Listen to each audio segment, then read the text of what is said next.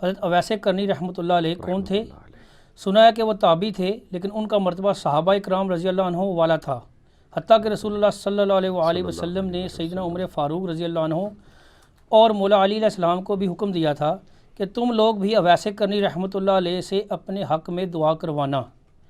ہم نے بڑے بزرگوں سے اور علماء سے یہ بھی سن رکھا ہے کہ حضرت اویس کرنی رحمۃ اللہ علیہ نے عشق رسول صلی اللہ علیہ وآلہ وسلم کا عملی مظاہرہ کرتے ہوئے اپنے دانت بھی توڑ ڈالے، نعوذ باللہ، اور اللہ تعالیٰ کو ان کی یہ عاشقانہ ادا ایسی پسند آئی کہ اللہ تعالیٰ نے ان کی خاطر آسمانوں سے کیلے کا درخت اتارا، استغفر اللہ، کیونکہ دانت توڑنے کے باعث وہ کھا نہیں سکتے تھے۔ یہ تمام باتیں درست ہیں یا محض کہانیاں؟ ساتھ ساتھ یہ بھی بتاتے چلیے گا کہ یہ سلسلہ اویسیہ کیا چیز ہے؟ دیکھیں جی، کچھ تو اس میں کہانیاں ہیں اور کچھ واقعی حقائق ہیں۔ سیدنا اویس بن عامر الیمنی القرنی رحمہ اللہ تعالی ورضی اللہ تعالی عنہ وعلیہ السلام خیر التابعین میں سے ہے۔ اچھا، یہ لفظ ہے اویس، ہم ویسے بول رہے ہوتے ہیں اویس، اویس لفظ نہیں ہے۔ جو الف ہے نا، جسے عربی میں حمزہ کہتے ہیں، اس کے اوپر پیش ہے، پھر واؤ کے اوپر زبر ہے، اویس، ٹھیک ہے۔ ان کا نام تھا اویس بن عامر، اور قبیلہ مراد سے یہ تعلق رکھتے تھے یمن میں، اور اس کی سب برانچ تھی قرن، اس کی وجہ سے ان کو الیمنی القرنی کہا جاتا ہے، رحمہ اللہ تعالی ورضی اللہ تعالی عنہ وعلیہ السلام۔ اہل سنت میں میرے بھائیوں 4 تابعین ایسے ہیں جنہیں اولو العزم تابعین کہا جاتا ہے۔ یعنی تابعی کون؟ جو صحابہ کرام علیہم رضوان کی صحبت اختیار کرتے ہیں، ان کی پیروی اختیار کرتے ہیں، جن کا مرتبہ صحابہ کرام کے بعد سب سے زیادہ ہے اس امت میں۔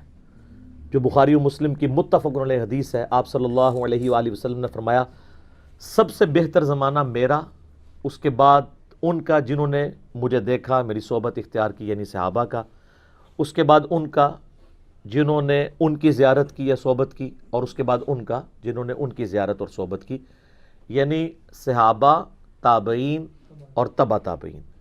ان کو خیر القرون، بہترین زمانوں کے لوگ۔ اس کا یہ مطلب نہیں کہ اس زمانے میں جو تھا وہ اچھا ہی تھا، ایسا نہیں، یعنی ڈومیننٹ لوگ اچھے لوگ تھے۔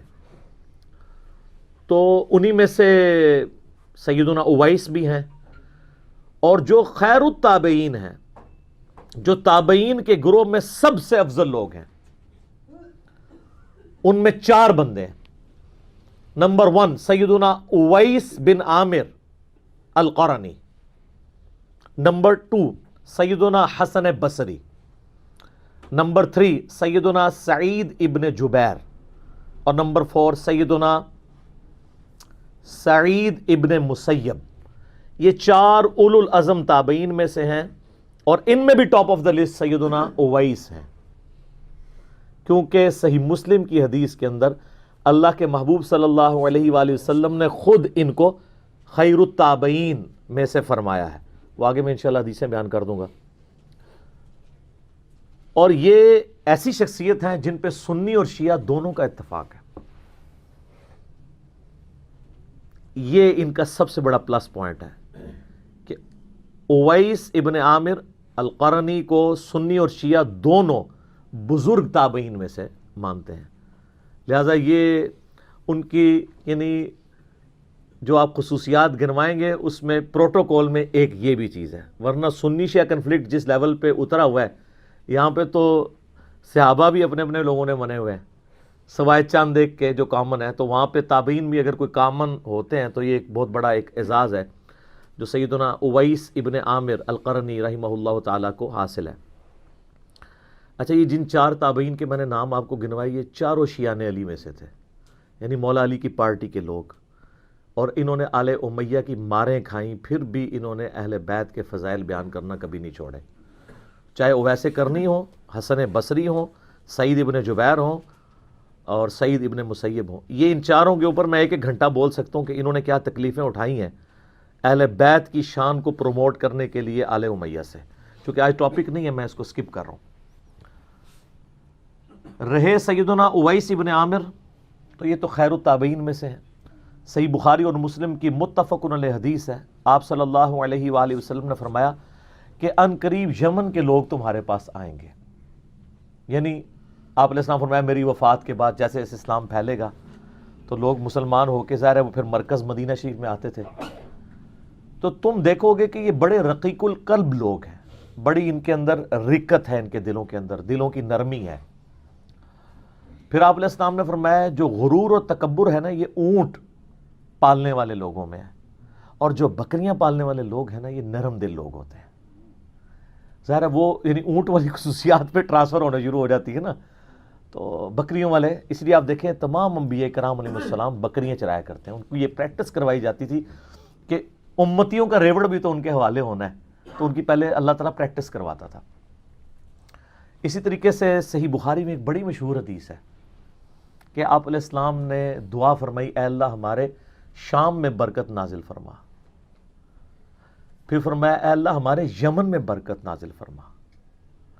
تو کچھ نجدی بیٹھے ہوئے تھے، انہوں نے کہا یا رسول اللہ ہمارے نجد کے لیے بھی دعا کریں. تو آپ نے پھر اپنی دعا ریپیٹ کی اے اللہ ہمارے شام میں برکت نازل فرما، ہمارے یمن میں برکت نازل فرما. 3 دفعہ ریپیٹ کی، اور چوتھی دفعہ آپ نے فرمایا کہ نجد میں تو زلزلے ہوں گے اور وہاں سے شیطان کا سینگ نکلے گا. نجدی والا سوال بھی انشاءاللہ میں ایز اے اسپیشل سوال کبھی لوں گا، اس کے اوپر بھی ڈسکشن کروں گا.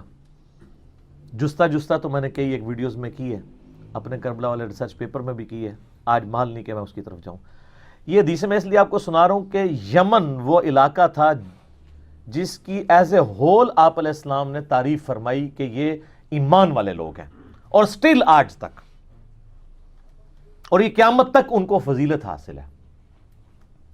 آج بھی یمن کے لوگ، یہ تو سعودیہ اور وہ حوثی باغیوں کا اپنا پولیٹیکل اختلاف چل رہا ہے، ورنہ یمن کے لوگ واقعی وہاں پہ بھی جو شیعہ کا گروہ بھی پایا جاتا ہے وہ زیدیہ ہے، اور وہ اہل بیت اور صحابہ سے وہ عقیدت رکھتے ہیں جو سنیوں میں بھی اس لیول کی نہیں پائی جاتی ہے. تو وہ خام خواہ کہہ دیتے ہیں وہ رافضی ہیں، وہ رافضی نہیں ہیں، وہ زیدیہ ہیں جو واقعی ٹرو شیعہ نے علی الحمدللہ خلفائے راشدین کے ماننے والے رضی اللہ عنہم اجمعین وعلیہم السلام اجمعین. تو اویس کرنی جو تھے نا یہ بھی یمن کے رہنے والے تھے. شام اور یمن جس کے لیے دعائیں کی گئیں، یمن کے رہنے والے قبیلہ مراد کی سب ایک شاخ تھی قرن، اس کے ساتھ ان کا تعلق تھا الحمدللہ. اچھا صحیح مسلم میں اوپر تلے اکٹھی 3 حدیثیں ہیں اویس کرنی کے بارے میں. انٹرنیشنل نمبر کے مطابق 6490 سے لے کر 492 تک، یعنی 6490، 491 اور 492. اس کے اوپر چیپٹر ہی ہے اویس القرنی کی فضیلت کا بیان، اور یہ تینوں حدیثیں سیدنا عمر فاروق رضی اللہ تعالیٰ عنہ علیہ السلام سے ہیں. یہ جو مولا علی کا ذکر آیا نا، ان احادیث میں مولا علی کا ذکر نہیں ملتا، وہ ہمارے چند وائزین نے مولا علی کا بھی بیچ میں نام داخل کر دیا. بیسیکلی حضرت عمر سے یہ ساری چیزیں ریلیٹڈ ہیں، جو مسلم شریف میں آپ اوپر تلے یہ 3 احادیث پڑھ سکتے ہیں. اب یہ وہ تینوں احادیث اتنی امپورٹنٹ ہیں کہ میں ان تینوں کو کوشش کروں گا کہ یہاں پر کور کروں. پہلی حدیث جو صحیح مسلم میں ہے وہ 6490 ہے، سیدنا عمر فاروق رضی اللہ تعالیٰ عنہ سے. آپ نے روایت کیا کہ آپ صلی اللہ علیہ وآلہ وسلم نے اویس کرنی کے بارے میں کیا فرمایا تھا. وہ کانٹیکسٹ حدیث کا یوں شروع ہوتا ہے کہ اہل کوفہ کا ایک وفد امیر المومنین سیدنا عمر فاروق رضی اللہ تعالیٰ عنہ وعلیہ السلام کو ملنے کے لیے آیا. ان میں ایک ایسا بندہ بھی تھا جو سیدنا اویس کا مذاق اڑایا کرتا تھا، حالانکہ ان کے قبیلے کا تھا. تو سیدنا عمر کی عادت تھی جب بھی حج کے موقع پر لوگ آتے تھے نا، تو ظاہر ہے لوگ پھر آپ کو آ کے ملتے بھی تھے. آپ ہر سال ہی حج کیا کرتے تھے، تو لوگوں کی خواہش ہوتی تھی امیر المومنین کی زیارت بھی ہو جائے گی، اور وہ ان کے لیے پیر و مرشد بھی تھے، بیعت بھی کی ہوئی تھی، سب کچھ تھا، صحابی بھی تھے. تو اس وفد جب بھی کوئی وفد آتا نا تو خصوصاً کوفے سے، تو حضرت عمر فاروق کی عادت تھی ان سے پوچھا کرتے تھے کہ بھئی تم میں سے کوئی شخص اویس ابن عامر کو جانتا ہے؟ تو وہ جو بندہ حضرت اویس کا مذاق اڑایا کرتا تھا نا، ان کے قبیلے کا بندہ، آج بھی دیندار لوگوں کا لوگ مذاق اڑاتے ہیں، پاگل ہیں، فنیٹکس ہیں، یہ تو نہیں ہے بالکل ہی دنیا چھوڑ کے بیٹھ جاؤ. اچھا جی، دین دنیا ساتھ لے کے چلو. حالانکہ جو یہ کہہ رہے ہوتے ہیں اللہ کے فضل سے نماز بھی انہوں نے کبھی پڑھی ہوتی, اور آپ کو مشورہ دے رہے ہوتے ہیں دین دنیا ساتھ, یعنی 24 گھنٹہ میں سے 12 اللہ کے لیے 12 دنیا کے لیے. نہیں, 1 گھنٹہ نہیں دے سکتے 5 نمازوں کا وہ ملا کے کمبائن. تو بتایا گیا کہ یہ امیر المومنین. تو پوچھا کہ تم اہل قرن میں سے ہو؟ انہوں نے کہا ہاں جی میں قرن میں سے ہوں. تو انہوں نے کہا کہ میں نے نبی صلی اللہ علیہ وآلہ وسلم سے خود سنا تھا, حضرت عمر کہتے ہیں, کہ تمہارے پاس یمن میں سے ایک آدمی آئے گا, اویس بن عامر. اس کی ایک والدہ ہے جس کی خدمت کی وجہ سے اس سے مشغولیت ہے, یعنی وہ میری خدمت میں اس لیے حاضر نہیں ہو سکا, کہ اپنی ماں کی خدمت کرتا ہے, اور اس کی ماں کا کوئی اور ایسا رشتہ دار نہیں جو اس کو لک آفٹر کر سکے. اس کے جسم پر برس کی بیماری کے داغ تھے. پھر اس نے اللہ سے دعا کی تو وہ جسم سے داغ جاتے رہے. اب صرف 1 درہم کے برابر داغ اس کے جسم پہ باقی ہے اس بیماری کا. وہ بیماری اللہ تعالیٰ نے دور کر دی ہے. اور تم میں سے جو شخص بھی اس سے ملے اپنی مغفرت کی دعا اس سے کروائے. اچھا, نبی علیہ السلام نے یہ نہیں کہا کہ اس سے جو ہے وہ مال و دولت کی دعا کروائے. استغفار کے الفاظ ہیں, اپنے لیے استغفار کروائے کہ وہ اللہ کے حضور تمہارے لیے استغفار کریں. اس سے اگلی حدیث جو صحیح مسلم کی ہے 6491, اس میں الفاظ ہیں, آپ صلی اللہ علیہ وآلہ وسلم نے فرمایا ان خیر التابعین رجل یقال له اویس, بے شک تابعین میں سب سے بہتر شخص وہ ہے جس کا نام اویس ہوگا. اب خیر التابعین خود ہی نبی علیہ السلام نے گریڈنگ کر دی, جس طرح ہم گریڈنگ کرتے وقت سیدنا ابوبکر عمر عثمان و علی کو ٹاپ پہ لے کے آتے ہیں, تو تابعین میں ٹاپ پہ کون؟ اویس ابن عامر رضی اللہ تعالیٰ عنہ وعلیہ السلام ورحمہ اللہ تعالی. تو وہ خیر التابعین میں سے ہے. تم میں سے جو شخص اس سے ملے اپنے حق میں دعائے مغفرت کروائے, اور وہ شخص ایسا ہے کہ اگر وہ اللہ کے نام کی قسم کسی معاملے میں اٹھا لے تو اللہ تعالیٰ اس کی قسم کو پورا کر دے گا. سبحان اللہ, بہت بڑی فضیلت ہے. جو بخاری مسلم میں حدیث ہے نا کہ دنیا میں ایسے لوگ بھی ہیں اگر کسی معاملے میں اللہ پر قسم کھا دے نا تو اللہ تعالیٰ ان کی قسم پوری کر دیتے ہیں. یہ وہ حدیثیں ہیں جو بیان کر کر کے نا اپنے نانگے پیروں کو لوگ ثابت کر رہے ہوتے ہیں.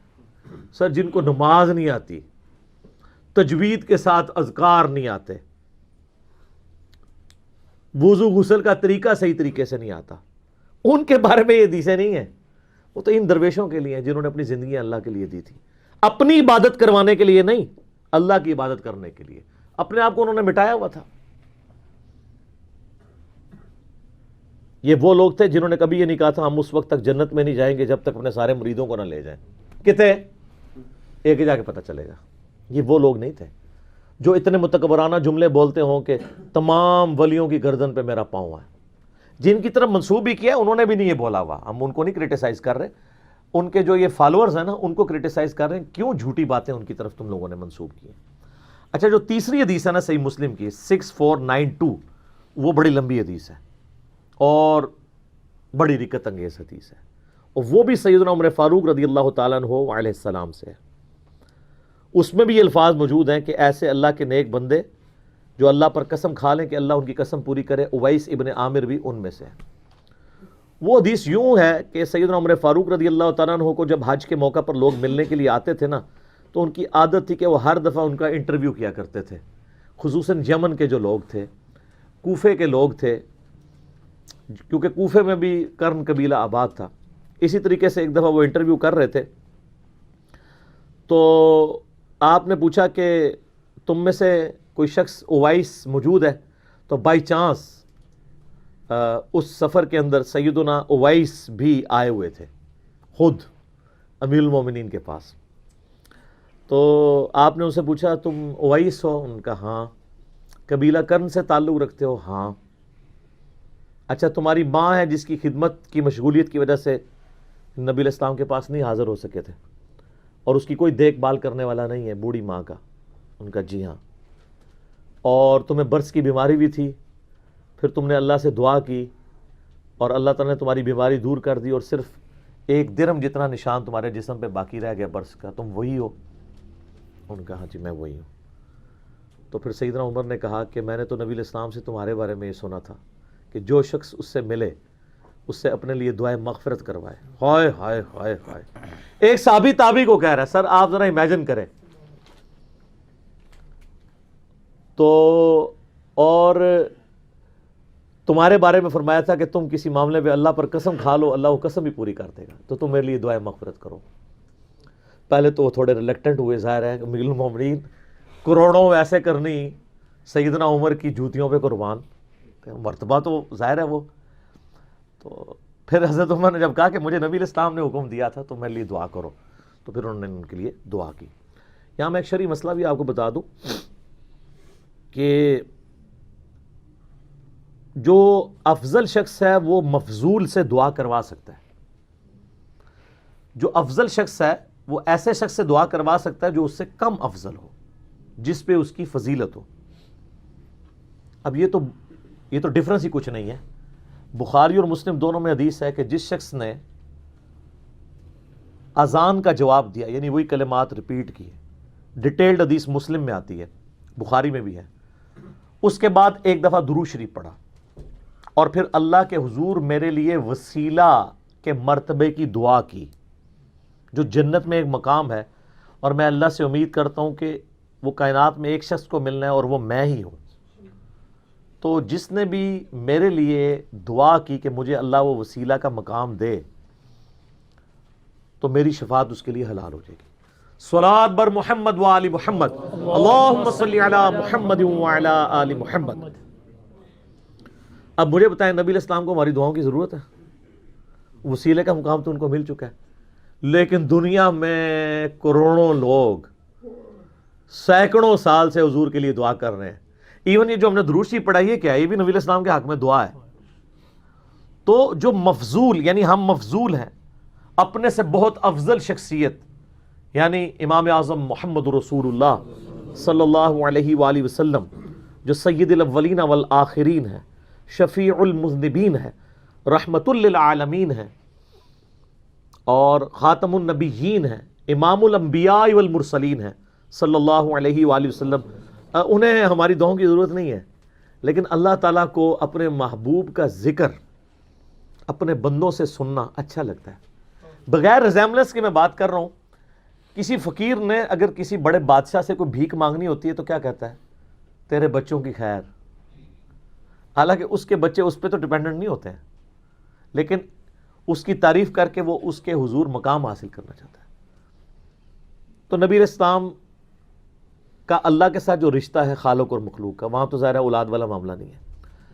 اللہ تعالیٰ کو بھی خوشی اس بات سے محسوس ہوتی ہے کہ اس کے نبی علیہ السلام کے ریفرنس سے اس کی طرف متوجہ ہوا جائے. صلوات بر محمد و آل محمد, اللہم صلی علی محمد و علی آل محمد صلی اللہ علیہ وآلہ وسلم. اچھا, یہ جو حدیث تھی نا 6492, اس میں آگے بھی کچھ الفاظ ہیں. جب دعا کروا لیتے ہیں پھر حضرت عمر کہتے ہیں کہ اویس میں گورنر کوفہ کو تیرے لیے خط نہ لکھ دوں کہ ذرا تیرا خیال رکھا کرے. ہم میں سے کوئی ہوتا کہتے ہیں حضور ضرور لکھے. ہائے ہائے ہائے. سر جو اللہ کے ساتھ لگ جاتے ہیں نا ان میں غنا آ جاتا ہے. ان کا علم نہیں, مجھے اس کی حاجت نہیں ہے.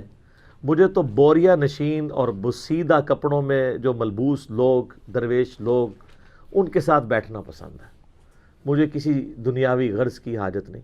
یعنی وہ 4 دائرہ کوفہ وہ چھاونی تھی جو حضرت عمر نے قائم کی تھی, فوجی چھاونی, ایک سینٹرل مقام تھا جہاں سے رومن اور پرشین امپائر جس کو مسلمانوں نے ڈھیر کیا تھا ان کے سینے میں وہ کوفہ شہر آباد کیا تھا کہ وہاں سے آپ دونوں سپر پاورز میں بغاوت کو کچل سکیں. خطرہ تو رہتا ہے نا. تو انہوں نے کہا یا حضرت مجھے اس کی کوئی حاجت نہیں ہے. اور پھر وہ سیدنا اویس رضی اللہ تعالیٰ عنہ وعلیہ السلام واپس گئے تو ایک بندہ جو یہ ساری مجلس, جس کو اس مجلس کی خبر تھی, وہ وہاں پہ ان کو کوفے میں جا کے ملا, جس نے حضرت عمر سے یہ چیزیں سنی ہوئی تھی کہ اس طرح ایک بندہ ہے جس کے بارے میں نبی علیہ السلام نے فرمایا. وہ حج کرنے کے بعد جب حضرت عمر سے ہو کے وہاں واپس گیا، تو اس اسپیسیفک مجلس میں تو نہیں تھا، حضرت عمر کی مجلس میں بیٹھا تھا جس میں انہوں نے غائب میں ان کا ذکر کیا تھا، غائبانہ ذکر. تو وہ حضرت اویس کے پاس گیا اور کہا کہ امیر المومنین سے میں ہو کے آیا ہوں، میں حج پہ بھی گیا ہوا تھا، تو آپ میرے لیے دعا کریں. تو حضرت اویس نے کہا کہ تم اتنے مبارک سفر حج سے آئے ہو، تمہیں چاہیے میرے حق میں دعا کرو، تم مجھ سے دعا کیوں کروا رہے ہو؟ تو ان کا حضرت آپ کے بارے میں تو نبی علیہ السلام نے فرمایا ہے کہ جو اویس کو ملے تو اس سے دعا کروائے. تو انہوں نے کہا تم لگتا ہے کہ عمر ابن خطاب سے مل کے آئے ہو. ان کا جی، مجھے انہوں نے یہ بات بتائی ہے. تو پھر انہوں نے ان کے لیے دعا کی، اور پھر یہ خبر جنگل کی آگ کی طرح پھیلنا شروع ہوئی. تو حضرت اویس کرنی کوفہ شہر چھوڑ کے وہاں سے چلے گئے کہ میں ایسے شہر میں رہنا بھی پسند نہیں کروں گا جہاں لوگ مجھے اس عزت کی نگاہ سے دیکھ رہے ہوں. کس ضرب والے وہ لوگ تھے. یہاں تو لوگ یعنی شہرت کے بھوکے ہوتے ہیں، فیم کے بھوکے ہوتے ہیں، اور یہ وہ لوگ ہیں جن کا اللہ کے ساتھ تعلق ہے. ان کو ہر وقت یہ ڈر لگا رہتا ہے کہ کوئی ریاکاری والا عنصر ہمارے اعمال کے اندر داخل نہ ہو جائے. وہ چھوڑ کے چلے جاتے ہیں. تو وہ شہر چھوڑ کے چلے گئے جب لوگوں کو ان کی عظمت کے بارے میں پتہ چلنا شروع ہوا، تاکہ لوگ میرے پاس نہ آئیں.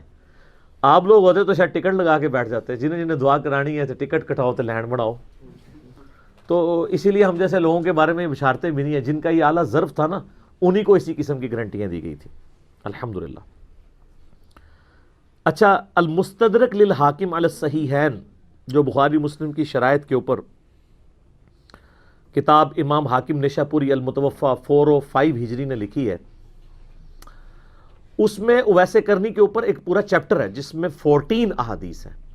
انٹرنیشنل نمبر کے مطابق 5716 سے لے کر 5729 تک پورا چیپٹر ہے اویس کرنی کے اوپر، رحمہ اللہ تعالی و رضی اللہ تعالی عنہ وعلیہ السلام. اچھا، یہ جو میں دعائیں دیتا ہوں نا، یہ آپ کسی کو بھی دے سکتے ہیں، رحمہ اللہ بھی، رضی اللہ عنہ بھی، علیہ السلام بھی. آج میں اس پہ بولنا نہیں چاہتا، میرا یوٹیوب پہ کلپ دیکھ لیں، رضی اللہ عنہ پہ دھوکہ. میں نے اہل سنت کی مین سٹریم کی کتابوں سے ثابت کیا ہے کہ یہ جو ہم نے ڈویژن کر لی ہے نا کہ علیہ السلام انبیاء کے لیے ہے، صحابہ کے لیے رضی اللہ عنہ ہے، غیر صحابہ کے لیے رحمہ اللہ، یہ کوئی تفریق نہیں تھی. اور اس میں نے سارے دلائل رکھے ہیں کہ یہ فرقہ واریت کی وجہ سے تفریقات نہیں ہیں، پہلے یہ نہیں ہوتی تھی. آج چونکہ محل نہیں کہ میں اس ڈیٹیل میں جاؤں. المستدرک للحاکم کی جو 14 احادیث ہیں میں ساری تو نہیں کور کروں گا، اس میں کچھ ضعیف احادیث بھی ہیں، کچھ صحیح بھی ہیں، اور میں ان کا لب لباب آپ کے سامنے صحیح الاسناد احادیث کا رکھ دیتا ہوں. کہ اویس کرنی رحمہ اللہ تعالیٰ کے بارے میں المستدرک للحاکم میں آتا ہے کہ وہ 37 ہجری میں جنگ صفین میں مولا علی کی طرف سے لڑتے ہوئے شہید ہوئے. اس وقت ان کی عمر 63 ایئرس تھی. یعنی آپ سمجھ لیں کہ یہ حضرت علی کے آلموسٹ ہم عمر ہی تھے، 3 سال ہی چھوٹے تھے. کیونکہ مولا علی جب شہید ہوئے اس وقت ان کی بھی آلموسٹ عمر 63 ایئرس تھی، 63 یا 64 تھی. تو وہ جنگ صفین کے 3 سال کے بعد 40 ہجری کے اندر سیدنا علی شہید ہوئے ہیں. سیدنا اویس ابن عامر رحمہ اللہ تعالیٰ کے بارے میں المستدرک للحاکم کی ان احادیث میں ملتا ہے کہ انہوں نے مولا علی نے جب جنگ صفین کے موقع پر کہا کہ کون ہے جو بیعت کرے موت کے اوپر کہ میرا ساتھ نہیں چھوڑے گا، تو ان میں اویس کرنی بھی شامل تھے جنہوں نے مولا علی کے ہاتھ پہ بیعت کی. اور انہی حاکم کی احادیث میں آتا ہے کہ جنگ صفین کے دوران حضرت معاویہ رضی اللہ تعالیٰ عنہ کی ایک فوجی نے بلند آواز سے پوچھا کیا تم میں اویس ابن عامر ہیں حضرت علی کے سپورٹرز میں، لڑنے والوں میں؟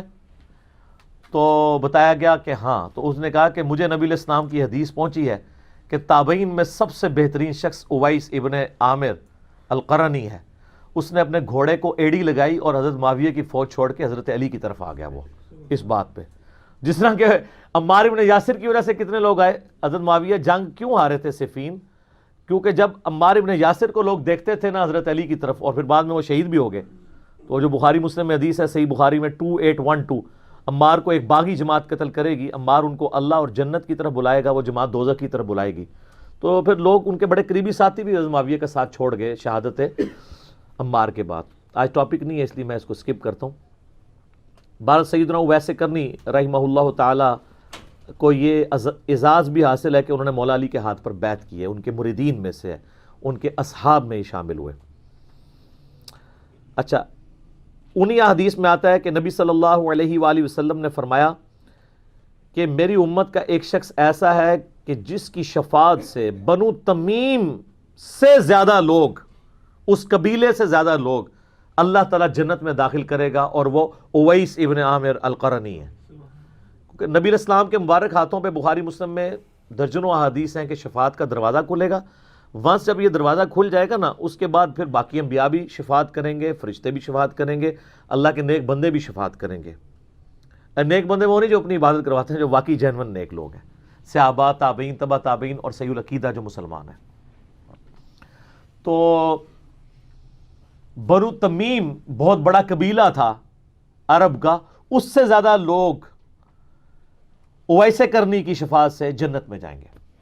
انہی احادیث میں حاکم کی آتا ہے کہ کسی نے پوچھا کہ آپ کو یہ مرتبہ کیسے ملا، تو انہوں نے ایک ہی جملہ بولا، ذالک فضل اللہ یؤتیہ من یشاء، یہ اللہ کا فضل ہے، اس کی مرضی جسے مرضی دے دے، ھذا من فضل ربی۔ انہوں نے کچھ نہیں کہا کہ میں نے بہت بڑا کارنامہ کیا۔ ٹھیک ہے، ہم تو ویسے اس کو اجتہاداً کہتے ہیں کہ انہوں نے اپنی ماں کی خدمت کی، ماں کی خدمت بڑے لوگوں نے کی ہوگی، بہرحال وہ اللہ کی مرضی ہے۔ اور بعض جو واعظین ہیں وہ ماں کو بیچ میں لا کے نا تو یہ ثابت کرنے کی کوشش کرتے ہیں بس ماں کی خدمت کر لو، بے شک نمازیں نہ پڑھو۔ یہ ان کی زندگی میں سے ایک پہلو تھا۔ اصل چیز یہ تھی کہ گاڈ کانشسنس تھی ان کے اندر۔ انہی حاکم کی احادیث میں آتا ہے المستدل حاکم میں کہ وہ فرمایا کرتے تھے لوگوں کو واعظ و نصیحت کرتے ہوئے جب کوئی ان کے پاس کوئی چلا جاتا تھا کہ تم اپنے آپ کو یوں سمجھو جیسے تم پوری دنیا کے قاتل ہو، اللہ کے سامنے اپنے آپ کو اس عاجزی کے ساتھ پیش کرو۔ ایک قتل کیا ہو تو وہ کتنا بندہ اللہ سے ڈرتا ہوگا، گویا تم نے پوری دنیا کو قتل کیا ہوا ہے نا، تو جتنے بڑے مجرم تم ہوگے نا اپنے آپ کو ہر وقت اسی طرح کا مجرم سمجھا کرو۔ یہ ان کے اندر خدا خوفی موجود تھی۔ اچھا، انہی احادیث میں ایک بڑی ڈیٹیل حدیث ہے، اس کی صحت میں گویا ویسے تو اختلاف ہے، 5726 نمبر المستدل حاکم میں، حرم بن حیان والی رضی اللہ تعالیٰ عنہ وعلیہ السلام، وہ بھی تابعین میں سے ہیں۔ بس اس میں کچھ چیزیں ہیں جو میں سمجھتا ہوں انمول موتی ہیں، میں بیان کر دوں، اس میں کوئی حرج نہیں ہے کہ ہم ان چیزوں کو ڈسکس کر لیں۔ اس میں سیدنا اویس کرنی رحمہ اللہ تعالیٰ سے حرم بن حیان جو تھے، حرم را کے نیچے زیر ہے، یہ تابعی تھے۔ یہ ملنے کے لیے آئے تو کچھ نصیحتوں کے لیے کہا، تو انہوں نے نصیحت جو کی وہ قرآن سے کی۔ تو وہ کون سی قرآن کی آیات تھیں جو اویس کرنی نے پڑھی؟ وہ ہیں سورہ الدخان، پارہ نمبر ہے 25، اس کی چند آیات سیدنا اویس کرنی نے ان کے سامنے تلاوت کی، آیت نمبر 38 سے لے کر 42 تک۔ اعوذ باللہ من الشیطان الرجیم، بسم اللہ الرحمن الرحیم۔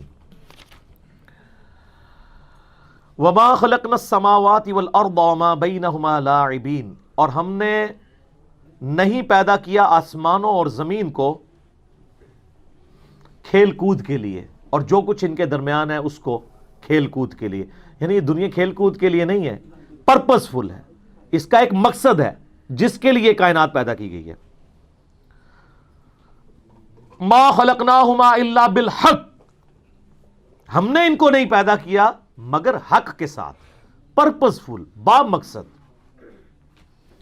وَلَٰكِنَّ أَكْثَرَهُمْ لَا يَعْلَمُونَ، لیکن اکثر لوگ اس حقیقت سے ناواقف ہیں، وہی سمجھتے ہیں کھانا پینا مر جانا بس یہی مقصد ہے جس طرح جانور کر رہے ہیں۔ إِنَّ يَوْمَ الْفَصْلِ مِيقَاتُهُمْ أَجْمَعِينَ، بے شک جو فیصلے کا دن ہے اس دن تم سب کے سب لوگوں کو اللہ کے حضور جمع ہونا ہے۔ یوم لا تغنی مولا عن مولا شیئا، اس دن کوئی دوست کسی دوسرے دوست کے کام نہیں آئے گا۔ ولا هم ينصرون، لا ہی ان کی مدد کی جائے گی، الا من رحم اللہ، مگر جس پر اللہ رحم کرے۔ انہ هو العزیز الرحیم، بے شک اللہ تعالیٰ غالب ہے، رحم فرمانے والا ہے۔ یعنی قیامت کے دن کسی کی دوستی کام نہیں آئے گی سوائے یہ کہ اللہ جس پر رحم فرمائے، نہ کوئی کسی کا مددگار ہوگا۔ یہ وصیتیں حرم بن حیان کو کی اویس کرنی نے رحمہ اللہ تعالی کہ بھائی اپنی آخرت کی تیاری کر لو۔ اس پہ رکے نہیں. اس کے بعد انہوں نے کہا اے حرم تیرا باپ بھی مر گیا, ان قریب تو بھی مر جائے گا. حضرت آدم بھی فوت ہو گئے, حضرت نوح بھی فوت ہو گئے, حضرت ابراہیم بھی فوت ہو گئے, حضرت موسیٰ علیہ السلام بھی فوت ہو گئے, اور محمد رسول اللہ بھی فوت ہو گئے, اور خلیفۃ المسلمین ابو بکر بھی دنیا سے چلے گئے, اور عمر ابن خطاب بھی. تو کہنے لگے امیر المومنین عمر بن خطاب کو تو میں مل کے آیا ہوں, وہ تو زندہ ہے. تو انہوں نے کہا ان قریب تمہیں میری اس بات کا علم ہو جائے گا, یعنی ان کو بھی تو موت آنی ہے, وہ بھی تو مر جائیں گے. تم اپنے آپ کو مردوں میں شمار کرو, ہر وقت اپنے موت کے معاملے میں سیریس رہو. پھر انہوں نے درود شریف پڑھا, صلاۃ بر محمد و آل محمد, اللہم صلی علی محمد و علی آل محمد. پھر کچھ مختصر دعائیں کی, اور اس کے بعد کہا کہ اے حرم میں تمہیں نصیحت کرتا ہوں کہ اللہ کی کتاب کو مضبوطی سے پکڑ لینا. آپ کے بزرگ بابے جو ہیں وہ کہتے ہیں ہمارے بزرگوں کے شجرے پکڑ لینا. اور آپ حیران ہوں گے کہ تصوف میں یہ دونوں پرسنالٹیز ٹاپ آف لسٹ تابعین میں شمار کی جاتی ہیں, حرم بن حیان بھی اور ویسے کرنی بھی, باقاعدہ سلسلے بنائے ہوئے ہیں ان سے. اور وہ وصیت کر رہے ہیں قرآن کو پکڑ لینا, یعنی مردے بخشوانے کی نہیں, قرآن کی توحید پر عمل کرنا, ایاک نعبد و ایاک نستعین, یا ویسے کرنی المدد نہ کہنا, اللہ ہی کو پکارنا.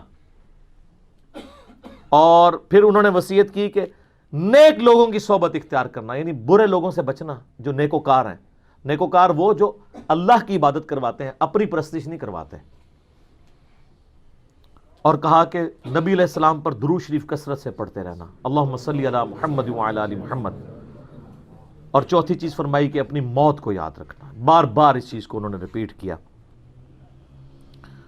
اب رہا جو یہ سلسلہ اویسیہ کا پوچھ رہے تھے, وہ کہتے ہیں کہ سلسلہ اویسیہ اس طرح ہے, کہانی تو انہوں نے حدیث سے لینی ہوتی ہے, سارے مسلمانوں کو جو ڈاچ کروانی ہوتی ہے.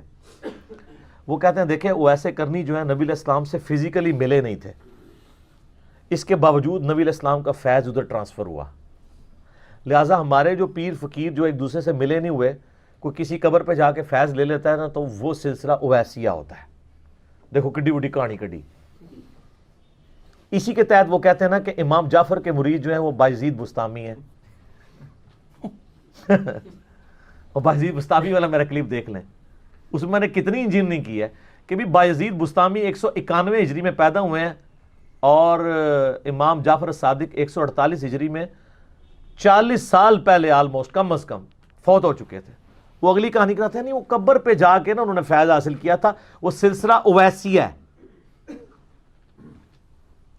اس سے پوچھے ویسے کرنی تو حضرت عمر کی اور مولا علی کی بیعت کرتے رہے, انہوں نے نبی علیہ السلام کی تو قبر پہ جا کے بیعت نہیں کی ہے, جو فزیکل بندہ سامنے موجود ہے اس کی بیعت کی ہے. یہ قبر والا سلسلہ آپ نے وہاں سے کہاں سے نکال لیا. اور پھر مسلم شریف کے مقدمے میں نے آپ کو بتایا نا کہ تابعین میں ایک شخص آگے کہتا ہے کہ جب جنگ صفین کے موقع پر ابن مسعود آئے تھے, انہوں نے ہم سے ایک حدیث بیان کی تھی, تو باقی تابعین کہتے ہیں کہ ابن مسعود تو 33 ہجری میں فوت ہو چکے تھے, اور جنگ صفین 37 ہجری میں ہوئی ہے. ابن مسعود مرنے کے 4 سال کے بعد قبر سے نکل کے تمہیں حدیث بیان کر کے چلے گئے. ایسے ہو سکتا ہے کہ وہ قبر سے نکل آئے, اور یہاں تو 40 سال بعد بزرگان دین کو نکال کے ان سے باتیں کر رہے ہیں. تو یہ سلسلہ اویسیہ جو ہے بالکل جعلی ہے. اور اگر آپ نقشبند سلسلے کو بھی دیکھیں گے, اس میں بھی آپ کو یہ سارے لنکیج مس نظر آئیں گے. یہ بایزید اور امام جعفر کا بھی, اور آگے بایزید اور ان کے مرید ابو الحسن خرقانی کا بھی, وہ بھی مرنے کے بعد دنیا میں تشریف لائے ہیں, اور انہوں نے وہ جو کچھ کیا ہے اور وہ پورے سلسلے چلائے ہوئے ہیں. اس سب کچھ جعلی جھوٹی باتیں, شریعت میں ان کی کوئی اصل نہیں ہے, یہ کہانی ہے. رہا معاملہ دانت توڑنے والا, تو میرا خیال ہے اس کے ساتھ تو بہت کچھ ہو چکا ہے. ٹھیک ہے, اب تو ان کے دانت توڑنے چاہیے اگر شریعت میں اجازت ہوتی کہ جو یہ جھوٹے واقعات بیان کرتے ہیں.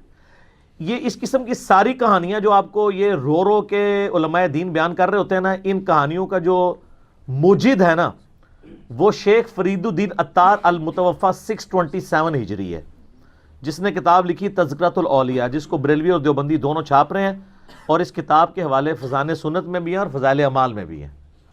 اس نے ویسے کرنی کے اوپر جو چیپٹر باندھا ہے نا, اس میں لکھا ہے کہ انہوں نے نبی علیہ السلام کی محبت میں غزوہ احد میں چونکہ دانت شہید ہوئے تھے, وہ تو ٹھیک ہے, بخاری مسلم دونوں میں موجود ہے کہ نبی علیہ السلام کے 4 دانت شہید ہو گئے تھے. قرآن میں بھی اشارتاً اس کا ذکر ہے, سورہ آل عمران میں نبی علیہ السلام کی مبارک زبان سے پھر دعائے ضرر بھی نکل گئی تھی, تو نبی علیہ السلام کو اللہ تعالیٰ نے کہا لیس لک من الامر شیء, اے نبی آپ کو کوئی اختیار نہیں، اللہ چاہے تو ان کو ہدایت بھی دے سکتا ہے۔ اور اسی خالد بن ولید کو بخاری مسلم دونوں میں آتا ہے کہ اللہ کے نبی علیہ السلام کی مبارک زبان سے سیف اللہ کا لقب بھی ملا ہے۔ وہ اللہ ذالک فضل اللہ یؤتیہ من یشاء، اور پھر صرف لقب نہیں ملا، پھر رومن اور پرشین امپائر پہ اللہ نے مسلط کیا ہے اس پیگن کو، ایک بت پرست کو مسلمان بنا کر رومن اور پرشین امپائر الٹوائی ہیں۔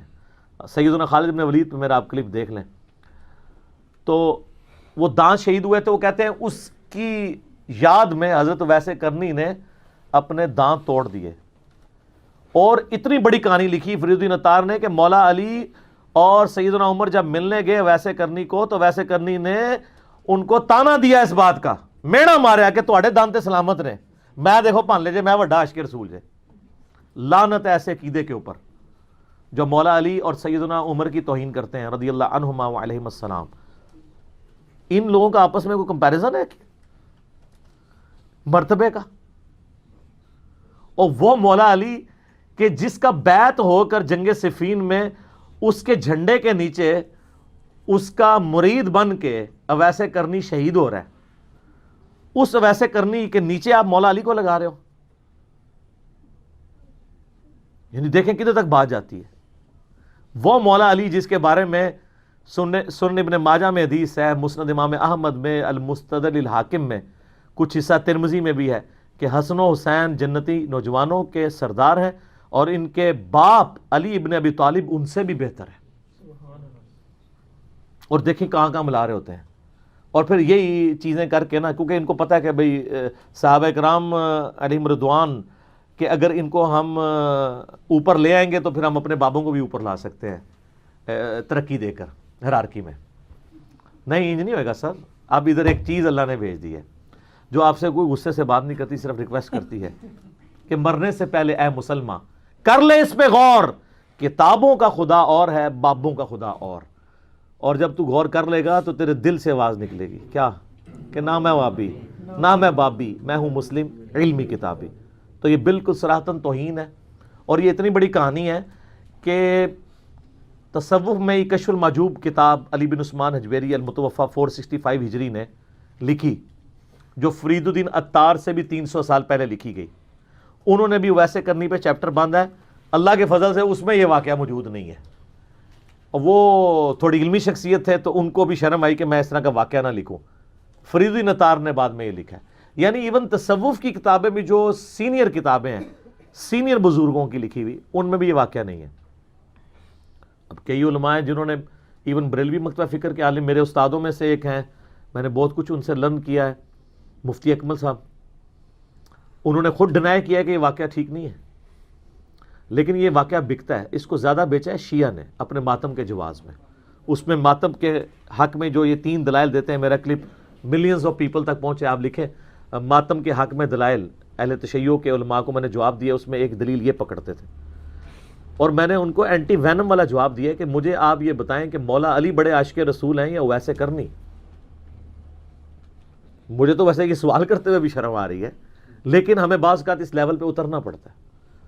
تو سر بخاری اور مسلم دونوں اٹھا کے دیکھیں، سہل ابن سعد السعدی جلیل القدر اصحاب میں سے ہے، سابقون الاولون میں سے، یہ وہی ہیں جن کے بارے میں صحیح مسلم میں آتا ہے کہ آل امیہ نے ان کو بلا کر کہا، صحیح مسلم 6229 نمبر حدیث، کہ تم ممبر پہ آ کے حضرت علی پہ لعنت کرو اور کہو لعن اللہ ابا التراب۔ انہوں نے کہا میں کبھی مولا علی پہ لعنت نہیں کروں گا، ٹھیک ہے؟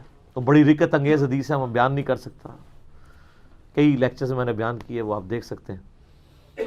یہی سہل ابن سعد السعدی کے بارے میں بخاری مسلم دونوں میں آتا ہے کہ یہ حج کے موقع پر حرم میں بیٹھا کرتے تھے، سینئر صحابہ میں سے تھے، تو تابعین ان کو آ کے ملتے تھے اور ان سے مسائل پوچھتے تھے، تو یہ مولا علی کے فضائل بیان کیا کرتے تھے اور کہتے تھے اللہ کی قسم، کیونکہ آل امیہ کا دور تھا، حضرت علی کی تعریف کرنا تو دور کی بات، ممبروں پر سب و شتم ہو رہا تھا ان پر، تو یہ کہتے تھے اللہ کی قسم، بخاری مسلم دونوں میں الفاظ ہیں، میں جانتا ہوں کہ غزوہ احد کے موقع پر کس شخص نے رسول اللہ کا زخم دھویا تھا اور کس نے رسول اللہ کی مرہم پٹی کی تھی۔ جب نبی علیہ السلام کے دانت شہید ہوئے تھے، آپ کا خون نہیں رکتا تھا، تو مولا علی ایک ڈھال میں پانی لے کر آئے تھے، الٹا کر کے وہ پیالہ ہی بن جاتا ہے، اور وہ پانی نبی علیہ السلام کے زخم پہ ڈالتے تھے اور سیدہ فاطمہ اس زخم کو دھوتی تھی، اور جب وہ خون نہیں رکتا تھا تو سیدہ فاطمہ نے ایک بوریا جلا کے اس کی راکھ اس پہ رکھی، اینٹی سیپٹک بھی ہوتی ہے، خون بھی روک دیتی ہے، تو خون رک گیا تھا، وہ مولا علی تھے۔ تو میں بڑے احترام سے عرض کروں گا کہ جس مولا علی نے اپنے سامنے نبی علیہ السلام کے دانت شہید ہوتے نہ صرف دیکھے بلکہ مرہم پٹی کرنے والوں میں شامل ہیں، انہوں نے تو اپنے دانت نہیں توڑے۔ اگر یہ کوئی عشق کی نشانی ہوتی تو وہ پوری کر لیتے۔ اور نبی علیہ السلام کی اپنی بیٹی، جن کے بارے میں بخاری مسلم میں آتا ہے جنتی عورتوں کی سردار ہیں، انہوں نے اپنے دانت نہیں توڑے۔ تو ویسے کرنی نے اگر یہ کیا ہے تو کون سا کمال کیا ہے؟ کیا ہی نہیں، جھوٹ ہے، یہ ان کی طرف بالکل غلط منسوب کیا ہے۔ سیدنا اویس ابن عامر اس سے بری ہیں، ان کی فضیلت کے لیے کتنی حدیث تو میں نے بیان کر دی ہیں۔ آپ جعلی روایتیں بیان کریں گے کسی کو اوپر کرنے کے لیے، تو یہ طریقہ ٹھیک نہیں ہے۔ رہا کیلا، تو سر شیخ گوگل حافظہ اللہ سے پوچھ لیں کہ یہ کیلا کس صدی میں دنیا میں آیا، تو وہ آپ کو کیلے کی ہسٹری بتا دے گا۔ سر کیلا تو لاکھوں سال سے دنیا میں ایگزسٹ کرتا ہے۔ ہو سکتا ہے آپ شیخ گوگل کی بات نہ مانیں، تو سر قرآن میں سورۃ الواقعہ کھول کے دیکھ لیں، قرآن میں کیلے کا ذکر ہے، طلح منضود، کیلوں کے گچھوں کا ذکر ہے، یعنی جنت میں یہ کیلے دیے جائیں گے۔ تو کیلوں کا اگر ذکر قرآن میں آیا تو ان سے مخاطب تھا اللہ تعالیٰ، جن کو پتا تھا کیلا کسے کہتے ہیں۔ تو صحابہ کرام کے زمانے میں کیلا تھا، لوگ کھاتے تھے، ویسے کرنے کے لیے کیلا نازل نہیں ہوا، کیلا بہت پہلے کا نازل ہوا تھا۔ تو یہ بھی بالکل کہانی ہے، اور یہ اتنی بڑی کہانی ہے یہ کسی صوفی نے بھی نہیں لکھی ہوئی۔ وہ دانت توڑنے والی تو فرید الدین اطار نے پھر لکھی نہ، وہ کہانی کہیں لکھی ہوئی بھی ہے جعلی، یہ وہ کہانی ہے جو عوام نے گھڑی ہے۔ تو سر عوام کو بھی حق ہے نا، جب بابے گھڑتے ہیں وہ کہتے ہیں ایک سر ساڑی بھی ایڈ کر لو، اسی کو پیچھے رہ جائیے۔ تو انجانے میں اویس کرنی کے اس واقعے سے یہ باقی سارے صحابہ کی توہین کر جاتے ہیں کہ اویس کرنی کو بڑا عاشق رسول تھے ایز کمپیئر ٹو ابو بکر، عمر، عثمان و علی رضی اللہ عنہم اجمعین کے، وعلیہم السلام اجمعین کے، کیونکہ جن کے سامنے دانت ٹوٹے ہیں ان کا پہلا حق ہے کہ وہ اپنے دانت توڑیں اگر یہ کوئی نیکی کا کام ہے۔ یہ تو اپنے آپ کو تکلیف دینا تو یہ تو حرام ہے، ایسا کبھی ہو نہیں سکتا۔ سنن ابی داؤد میں حدیث ہے جس نے مردے کی بھی ہڈی توڑی نا، گویا اس نے زندہ کی ہڈی توڑی، مردے بندے کی بھی آپ ہڈی نہیں توڑ سکتے۔ تو کوئی بندہ خود اپنے آپ کو اس طریقے سے نقصان پہنچائے گا، یہ اسلام کے مزاج کے خلاف ہے۔ اسی لیے میں کہتا ہوں کہ اللہ کا شکر ہے کہ گوروں کو اردو نہیں آتی اور آپ لوگوں کو انگریزی نہیں آتی، ورنہ وہ دین کا مذاق اڑائیں گے آپ کے یہ سارے واقعات سن کے کہ کانوں میں سے دھواں نکلے گا۔ اور میں آپ کو یہ تحدیث نعمت کے طور پہ کہہ رہا ہوں، تکبر کے طور پہ نہیں۔ اگر یہ پلیٹ فارم ہمارا نہ ہوتا نا، یہ آپ لوگوں کو کچھ عرصے بعد باتیں سمجھ آ جائیں گی، آپ کی ینگ جنریشن نے دین سے ہی متنفر ہو جانا تھا، جو کہانیاں کروائی تھیں انہوں نے، سیکولر ہو جانا تھا انہوں نے کہ یار یہ کیا کس قسم کا دین یہ پیش کر رہے ہیں۔ اس لیے میں بار بار ریکویسٹ کرتا ہوں کہ سب لوگوں کو جن کے ساتھ آپ بیٹھ کے ہالی ووڈ کی فلمیں دیکھتے ہیں سینموں میں جا کے، ایک دفعہ سر ایچ ڈی سکرین کے اوپر ہماری ایچ ڈی ریکارڈنگ والی مجلس نمبر 100 کتابوں کا خدا اور ہے بابوں کا خدا اور، ایک بار ضرور دکھائیں، جس میں نے 50 مثالیں بیان کی ہیں۔ دنیا کی کوئی فلم، کوئی تفریح پروگرام آپ کو وہ انٹرٹین نہیں کرے گا جو وہ کرے گا، اور ساتھ آپ کے عقیدوں کی اصلاح بھی ہوگی انشاءاللہ تعالی۔ تو وہ میں بار بار کہہ رہا ہوں وہ دیکھیں۔ باقی کربلا کا چونکہ ذکر ہوا، کربلا تو ہر جگہ آ جاتی ہے، کیا کریں۔ تو میرا خیال ہے ہم چلتے چلتے اپنے ریسرچ پیپر کا تعارف اسی کے ساتھ کروا دیتے ہیں۔ یہ میرے بھائیوں میرا ریسرچ پیپر ہے، واقعہ کربلا کا حقیقی پس منظر 72 صحیح الاسناد احادیث کی روشنی میں، جس میں نے 72 کا ٹائٹل شہدائے کربلا کی نسبت سے لیا۔ احادیث 200 سے زیادہ ہیں، اکثر احادیث بخاری اور مسلم سے ہیں، باقی کتابوں سے بھی ہیں، ان پہ تحقیم ہوئی ہے، شیخ البانی کی، شیخ زبیل زئی رحمہ اللہ تعالیٰ کی، شیخ شعیب ارنوت کی رحمہ اللہ تعالیٰ، رحمہ اللہ اجمعین۔ یہ عربی میں بھی ہے، اردو میں بھی ہے، ہندی میں بھی ہے، انگلش میں بھی ہے، آپ ہماری ویب سائٹ سے ڈاؤن لوڈ کر سکتے ہیں، اس کو ضرور پڑھیں۔ اس میں نے سیدنا عمر کی شہادت سے لے کر، بلکہ خلفائے راشدین سے لے کر سیدنا عثمان کی شہادت، اس کے بعد جنگ جمل صفین نہروان، پھر اس کے بعد سیدنا علی کی شہادت، اور حضرت معاویہ کا دور ملوکیت، صلح حسن، یزید کی ولی عہدی، ٹل سیدنا حسین کی شہادت تک ساری چیزیں احادیث سے کور کی ہیں، حکمرانوں کی لکھوائی ہوئی تاریخ سے نہیں۔ اور اس کی ہارڈ کاپی آپ بالکل فری منگوا سکتے ہیں، اور صرف آپ کو ڈاک کا خرچہ دینا ہوگا ٹی سی ایس کا. آپ ٹی سی ایس کا خرچہ ذرا پتہ کر لیں, سب سے بہترین سروس ہے. 350 روپیہ لگتا ہے اگر یہ سارے ریسرچ پیپر ہم آپ کو بھیجیں, ہم 300 روپے میں بھیجتے ہیں آپ کو. اور اگر آپ کو فری چاہیے تو ہماری اکیڈمی میں آ جائیں, درس میں آپ سب لوگوں کو, یہاں 100 سے زیادہ لوگ تھے, سب کو فری ملی ایک کاپی. صرف یہ نہیں, اس کے ساتھ اور ریسرچ پیپر ہیں ٹوٹل 12, 9 ریسرچ پیپرز, 3 اذکار کارڈ, صبح شام کے سنت اذکار, گرین کارڈ اور فرض نماز کے بعد کے اذکار ہیں وہ, اور اورنج کارڈ, جادو ٹونا وبائی امراض سے بچنے کے اذکار. آپ یہ ڈاک میں صبح 9 سے شام 5 بجے تک ہماری اکیڈمی میں رابطہ کر سکتے ہیں. +923215900162 پاکستان میں کریں گے تو 032159000162 ہمارا نمبر ہے, رابطہ کریں اور آپ یہ منگوا لیں. یہ لوگ کہتے ہیں ولی بھائی تو کہتے ہیں مفت اور آپ 300 مانگ رہے ہیں, تو سر جائیں ٹی سی ایس کا ریٹ پوچھ لیں. اور آپ کہتے ہیں نہیں ہم ٹی سی ایس کا خرچہ بھی آپ کا اٹھائیں, تو سر پھر ہم کتنا اٹھا سکتے ہیں, ہم تو فنڈ بھی کسی سے نہیں لیتے ہیں, نہ چندے اکٹھے کرتے ہیں. تو آپ فری لینا ہے, ادھر آ جائیں, آپ کو فری دے دیں گے. اکیڈمی میں آ کے لیں, ایک کاپی آپ کو سارے سچ پیپر کی فری ملتی ہے, باقاعدہ ڈاک کے لفافے میں ڈال کے بڑے مینیجیبل فارم میں. تو بس ڈاک میں منگوائیں گے تو پھر ظاہر ہے اس کی آپ کو ڈاک کے چارجز تو دینے بنتے ہیں. 350 جو ہے وہ آپ چاہے 1 پاؤ بھی چیز بھجوائیں تو اس کا خرچہ ہے, 1 کلو تک 350 روپے فکس ریٹ ہے ان کا. تو یہ آپ ریسرچ پیپر منگوائیں تو آپ کو کئی حقائق پتہ چلیں گے. اس کا ذکر میں نے صرف اس لیے کیا چونکہ ویسے کرنی کے ساتھ مولا علی کی شان جڑی ہوئی ہے, چونکہ حاکم میں بار بار یہ روایت آئی ہے کہ ان کی شہادت جنگ صفین میں مولا علی کی طرف سے لڑتے ہوئے ہوئی ہے. تو پھر ویسے کرنی کا ذکر کربلا سے اور صفین سے ہٹ کے کیسے ہو سکتا ہے. یہ جتنا بھاگتے ہیں نا جی اس ٹاپک سے, یہ ہانٹ کرتا ہے ٹاپک ان کو.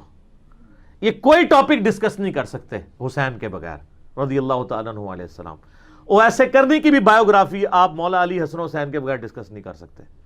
جو بھی چیز ڈسکس کریں گے تو کہیں نہ کہیں وہ چیزیں آ جائیں گی. ٹھیک ہو گیا جی, جزاکم اللہ خیر.